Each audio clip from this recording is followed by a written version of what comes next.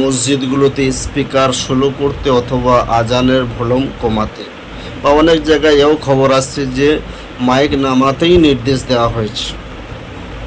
আজ ভারত স্বাধীন হওয়া ৭৯তম বছর হয়ে গেল, বা তার ভারত স্বাধীন হওয়ার আগেও এই ভারতে আজান হয়েছে, কোনো সমস্যা হয়নি। স্বাধীন হওয়ার পর থেকেও আজান হয়ে এসছে, কোনো অসুবিধা হয়নি। কেন হয়নি? তখন মানুষের কাজ ছিল, মানুষ ব্যস্ততা ছিল, মানুষের পেটে খাবার ছিল, হ্যাঁ, চাকরি ছিল। তাই এই সমস্ত জিনিস নিয়ে তারা তর্ক বিতর্কে জড়ায়নি বা করেনি।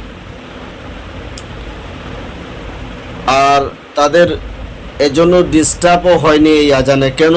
তারা সারা দিন কাজ করতো, ব্যবসা করতো, চাকরি করতো, রাত্রে এসে শুয়ে পড়তো। কে আজান দিল, কে ঘন্টা বাজালো, এদিকে তাদের কোনো ইন্টারেস্ট অতটা ছিল না। এখন বর্তমান যে পরিস্থিতি সেটা হচ্ছে যে এখন মানুষের কাজ নেই, এখন মানুষ কর্মহীন অবস্থায় ভুগছে, তাই তারা রাতে ঘুমাতে পারছে না, আজানটাকে ইস্যু করছে। মানুষকে কাজ দেন। মুখ্যমন্ত্রীকে বলবো যে মানুষদেরকে কর্মযুক্ত করেন, চাকরি দেন, ব্যবসা দেন এবং কর্মের মধ্যে লিপ্ত রাখুন।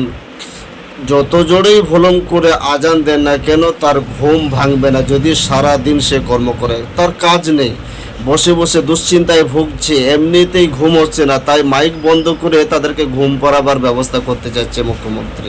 অসম্ভব। তাই সচেতন যারা নাগরিক তাদেরকে আওয়াজ তুলতে বলবো যে কাজ দেন, অটোমেটিকলি আমাদের ঘুম এসে যাবে, দুশ্চিন্তায় ভুগবো না।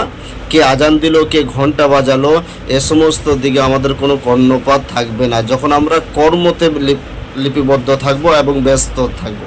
তো যারা সচেতন নাগরিক তারা প্রত্যেকেই আওয়াজ তুলুন, আর এই ভিডিওটি দ্রুত শেয়ার করুন যেন মুখ্যমন্ত্রীর কাজ পর্যন্ত পৌঁছে যায়। সচেতন নাগরিক, আজ ৭৯তম স্বাধীনতার ভারতবর্ষ হয়ে গেল, কাউরির কোনো এতদিন সমস্যা হয়নি। কেন সমস্যা হয়নি? তারা কর্মে নিয়ে ব্যস্ত ছিল, এসব তারা চিন্তা ভাবনা করেনি। আজকে কর্মহীন হয়ে গিয়েছে, রাতে ঘুম আসছে না, তাই মুখ্যমন্ত্রী দেখছে তারা যারা আইনজীবী তারা ভাবছে যে তাদেরকে ঘুম পাড়াতে হলে মাইকের টু শব্দ পর্যন্ত করা যাবে না, তবে তারা রাতে ঘুমাতে পারবে না, রাতে ঘুমাতে পারবে না। কিন্তু এইটাই তার চির সমস্যার সমাধান নয়।